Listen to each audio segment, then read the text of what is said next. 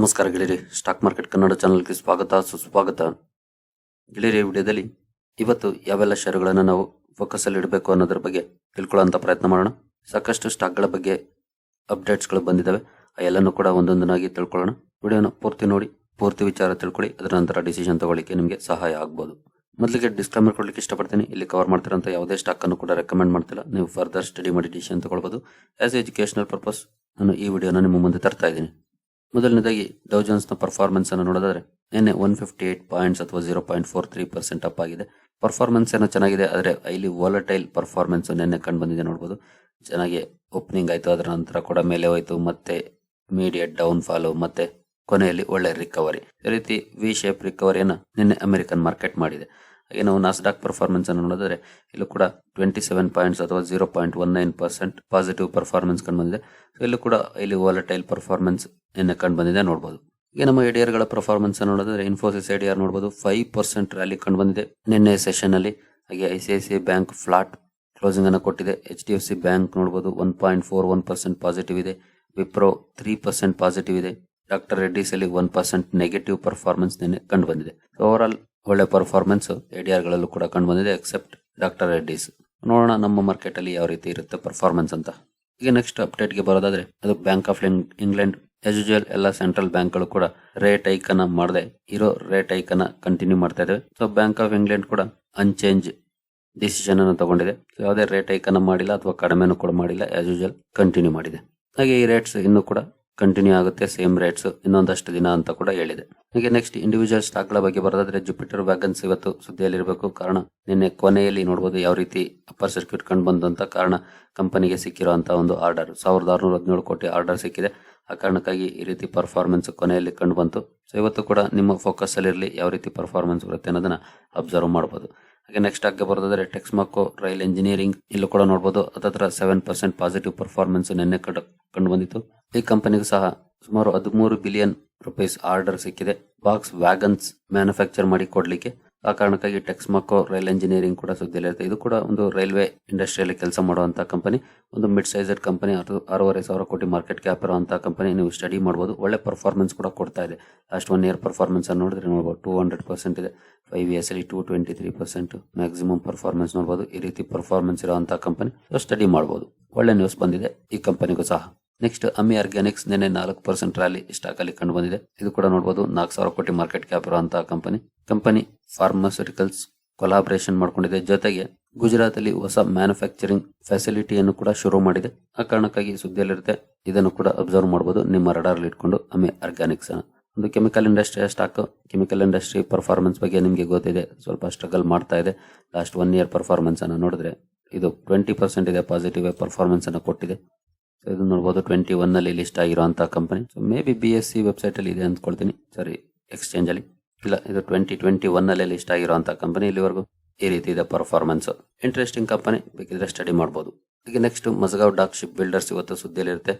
Company solar electric boat ಅನ್ನ launch ಮಾಡಿದೆ.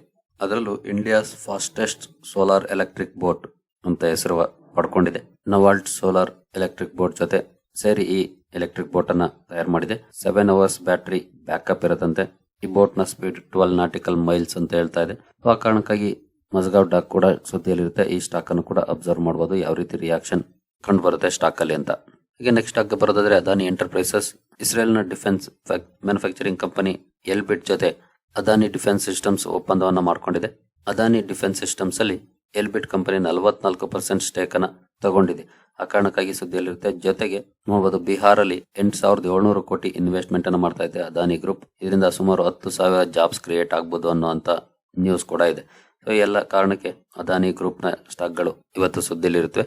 So ಇವುಗಳನ್ನು ಕೂಡ ಅಬ್ಸರ್ವ್ ಮಾಡಬಹುದು, ಯಾವ ರೀತಿ ರಿಯಾಕ್ಷನ್ ಬರುತ್ತೆ ಅಂತ. ಹಾಗೆ ನೆಕ್ಸ್ಟ್ ಆಗಿ ಬರೋದಾದ್ರೆ ಹೀರೋ ಮೋಟಾರ್ ಕಾರ್ಪ್ ಕಂಪನಿ ಎತ್ತರ್ ಎನರ್ಜಿನಲ್ಲಿ 140 ಕೋಟಿ ಇನ್ವೆಸ್ಟ್ಮೆಂಟ್ ಅನ್ನು ಮಾಡಿದೆ.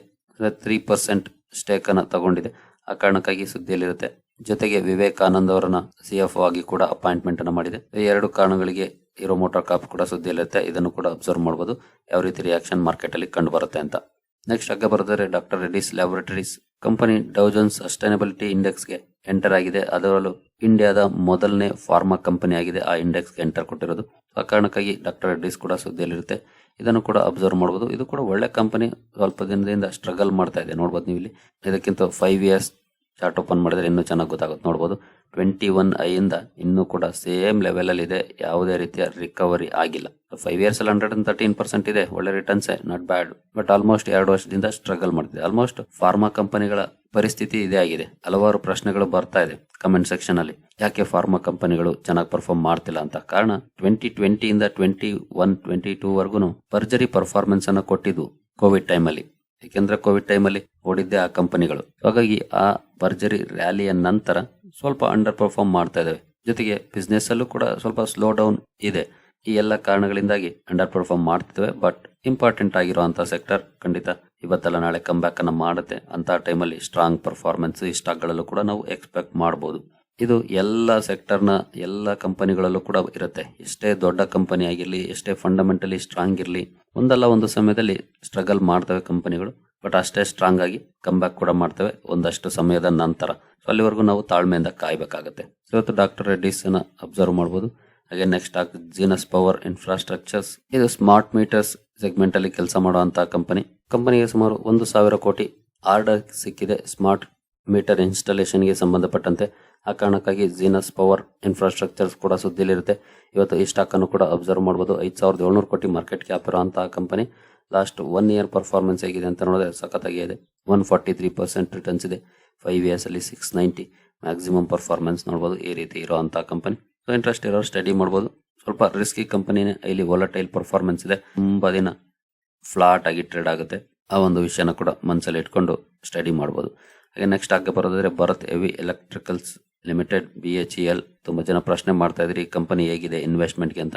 ಚೆನ್ನಾಗಿದೆ. ಇದರಲ್ಲಿರುವಂತಹ ರಿಸ್ಕ್ ಏನಂತಂದ್ರೆ, ಒಂದು ಸರ್ಕಾರಿ ಕಂಪನಿ, ಇದು ಅಡ್ವಾಂಟೇಜ್ ಕೂಡ ಹೌದು, ಹಾಗೆ ರಿಸ್ಕ್ ಕೂಡ ಹೌದು. 63,000 ಕೋಟಿ ಮಾರ್ಕೆಟ್ ಕ್ಯಾಪ್ ಇರುವಂತಹ ಕಂಪನಿ. BHEL CMTI ಜೊತೆ ಹೈಡ್ರೋಜನ್ ವ್ಯಾಲ್ಯೂ ಚೈನ್ ಡೆವಲಪ್ಮೆಂಟ್ ಬಗ್ಗೆ ಒಪ್ಪಂದವನ್ನ ಮಾಡ್ಕೊಂಡಿದೆ. ಆ ಕಾರಣಕ್ಕಾಗಿ ಸುದ್ದಿಯಲ್ಲಿರುತ್ತೆ. ಇದನ್ನು ಕೂಡ ನೀವು ಸ್ಟಡಿ ಮಾಡಬಹುದು. ಜೊತೆಗೆ ಲಾಸ್ಟ್ 1 ಇಯರ್ ಪರ್ಫಾರ್ಮೆನ್ಸ್ ಅನ್ನು ನೋಡಿದ್ರೆ ನೋಡಬಹುದು 116%, ಹಾಗೆ 5 ಇಯರ್ಸ್ ಅಲ್ಲಿ 159%. ತುಂಬಾ ದಿನದಿಂದ ನಾನು ಈ ಸ್ಟಾಕ್ ಅನ್ನ ಕವರ್ ಮಾಡಿದ್ದೀನಿ. ಎಸ್ಪೆಷಲಿ ಡಿಫೆನ್ಸ್ ಸ್ಟಾಕ್ ಗಳನ್ನ ಕವರ್ ಮಾಡುವಾಗ ಮೋಸ್ಟ್ ಆಫ್ ದ ಟೈಮ್ ಈ ಸ್ಟಾಕ್ ಇದ್ದೇ ಇದೆ. ಡಿಫೆನ್ಸ್ ಅಲ್ಲಿ ಕೆಲಸ ಮಾಡುವಂತಹ ಕಂಪನಿ ಇದು ಅಷ್ಟೇ, BEL ಅಷ್ಟೇ. ಸೊ ಸ್ಟಡಿ ಮಾಡಬಹುದು. ಇಂಟ್ರೆಸ್ಟಿಂಗ್ ಕಂಪನಿಗಳು ಚೆನ್ನಾಗಿ ಪರ್ಫಾರ್ಮೆನ್ಸ್ ಅನ್ನು ಕೂಡ ಕೊಡ್ತಿದಾವೆ. ಇಂಟ್ರೆಸ್ಟ್ ಇರೋ ಸ್ಟಡಿ ಮಾಡಬಹುದು. Next Exide industries. Exide energy ಸೊಲ್ಯೂಷನ್ಸ್ಗೆ ತುಂಬಾನೇ ಇನ್ವೆಸ್ಟ್ಮೆಂಟ್ ಅನ್ನು ಮಾಡ್ತಾ ಇದೆ. ನಿನ್ನೆ ಕೂಡ 100 crores ಇನ್ವೆಸ್ಟ್ಮೆಂಟ್ ಅನ್ನು ಮಾಡಿದೆ. ಅದಕ್ಕೆ ಸಂಬಂಧಪಟ್ಟಂತೆ ಸುದ್ದಿ ಬಂದಿದೆ. ಟೋಟಲ್ 1,700 ಚಿಲ್ಲರೆ ಕೋಟಿ ಇನ್ವೆಸ್ಟ್ಮೆಂಟ್ ಅನ್ನು ಮಾಡಿದೆ ಎನರ್ಜಿ ಸೊಲ್ಯೂಷನ್ಸ್ಗೆ. ಆ ಕಾರಣಕ್ಕಾಗಿ ಎಕ್ಸೈಡ್ ಇಂಡಸ್ಟ್ರೀಸ್ ಕೂಡ ಸುದ್ದಿಯಲ್ಲಿರುತ್ತೆ. ನಾಳೆ ಅಬ್ಸರ್ವ್ ಮಾಡಬಹುದು. ನಾಳೆ ಅಲ್ಲ, ಇವತ್ತು 25,000 ಕೋಟಿ ಮಾರ್ಕೆಟ್ ಕ್ಯಾಪ್ ಇರುವಂತಹ ಸ್ಟಾಕ್. ಆದ್ರೆ ಇಂದಿನ ಪರ್ಫಾರ್ಮೆನ್ಸ್ ಅನ್ನು ನೋಡಿದ್ರೆ ಅಂತ ಗ್ರೇಟ್ ಪರ್ಫಾರ್ಮೆನ್ಸ್ ಏನಿಲ್ಲ. 1 ಇಯರ್ ಅಲ್ಲಿ 55% ಚೆನ್ನಾಗಿದೆ. ಆಮೇಲೆ ನೋಡಬಹುದು ನೀವು ಇಲ್ಲಿ 5 ಇಯರ್ಸ್ ಅಲ್ಲಿ ಜಸ್ಟ್ 12% ಇದೆ. ಸೊ ಈ ರೀತಿ ಪರ್ಫಾರ್ಮೆನ್ಸ್ ಇದೆ. ಡೌನ್ ಪರ್ಫಾರ್ಮೆನ್ಸ್ ಇತ್ತು, ಈಗ ಸ್ವಲ್ಪ ರಿಕವರಿಯನ್ನ ಮಾಡಿದೆ. ಇಲ್ಲ ಅಂತಂದ್ರೆ ನೆಗೆಟಿವ್ ಇರ್ತಾ ಇತ್ತು. ಹಾಗೆ ಮ್ಯಾಕ್ಸಿಮಮ್ ಪರ್ಫಾರ್ಮೆನ್ಸ್ ಅನ್ನು ನೋಡಿದ್ರೆ ನೋಡಬಹುದು ಎಷ್ಟು ವಾಲಟೈಲ್ ಪರ್ಫಾರ್ಮೆನ್ಸ್ ಇದೆ ಅಂತ. ಸೊ ಇನ್ ಕೇಸ್ ಈ ಕಂಪನಿ EV ಬ್ಯಾಟರಿ ಸೆಗ್ಮೆಂಟ್ ಅಲ್ಲಿ ತುಂಬಾ ಅಡ್ವಾನ್ಸ್ಡ್ ಲೆವೆಲ್ ಅಲ್ಲಿ ಏನಾದ್ರು ಬೆಳೆದ್ರೆ ಖಂಡಿತ ಆಗ ಅಪರ್ಚುನಿಟಿ ಇರ್ಬೋದು.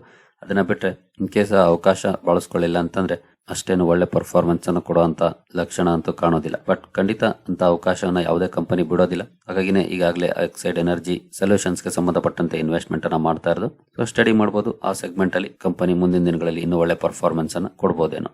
ಹಾಗೆ next stock Cochin ship yard stock plate ಬಗ್ಗೆ ಈ ಹಿಂದೆ ನ್ಯೂಸ್ ಬಂದಿತ್ತು. ಈಗ ರೆಕಾರ್ಡ್ ಡೇಟ್ ಅನ್ನ ಅನೌನ್ಸ್ ಮಾಡಿದೆ.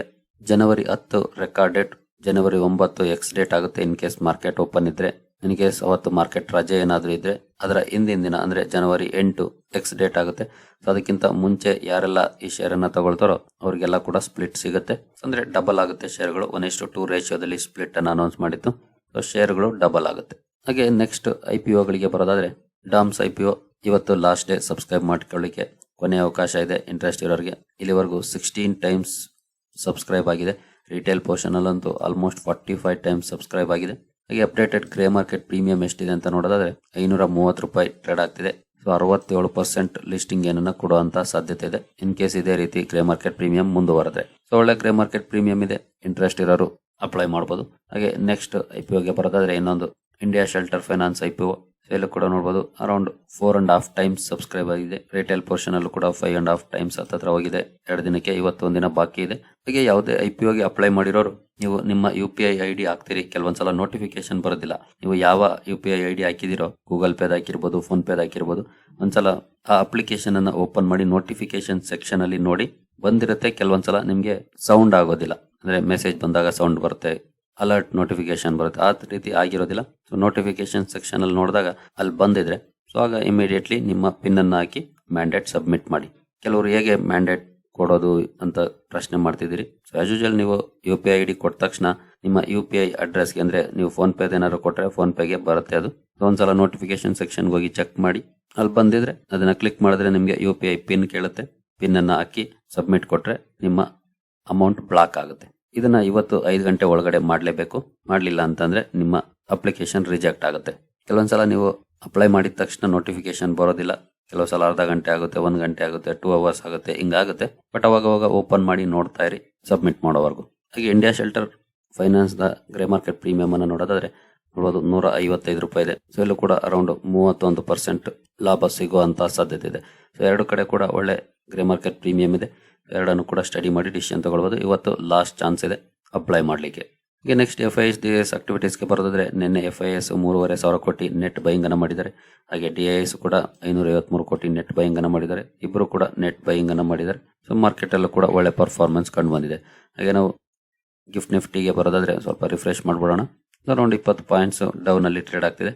ಡೌ ಜೋನ್ಸ್ ಫ್ಯೂಚರ್ಸ್ ಪಾಸಿಟಿವ್ ಇದೆ. ಸೊ ನೋಡೋಣ ಮಾರ್ಕೆಟ್ ಯಾವ ರೀತಿ ಓಪನ್ ಆಗುತ್ತೆ ಅಂತ. ಮೇ ಬಿ ಪಾಸಿಟಿವ್ ಆಗಿ ಕೂಡ ಇರಬಹುದು ಅಥವಾ ಫ್ಲಾಟ್ ಪರ್ಫಾರ್ಮೆನ್ಸ್ ಇರಬಹುದು ಓಪನಿಂಗ್, ನೋಡೋಣ. ಸರಿಗಳಿರಿ, ಸಾಕಷ್ಟು ಸ್ಟಾಕ್ಗಳ ಸಂಬಂಧಪಟ್ಟಂತ ಅಪ್ಡೇಟ್ಸ್ ಗಳನ್ನ ಕವರ್ ಮಾಡಿದ್ದೀನಿ. ಈ ವಿಡಿಯೋ ನಿಮಗೆ ಇಷ್ಟ ಆಗಿದೆ ಅನ್ಕೊಳ್ತೀನಿ. ಮುಂದಿನ ವಿಡಿಯೋದಲ್ಲಿ ಸಿಗೋಣ. ಅಲ್ಲಿವರೆಗೂ ಜೈ ಹಿಂದ್, ಜೈ ಕರ್ನಾಟಕ.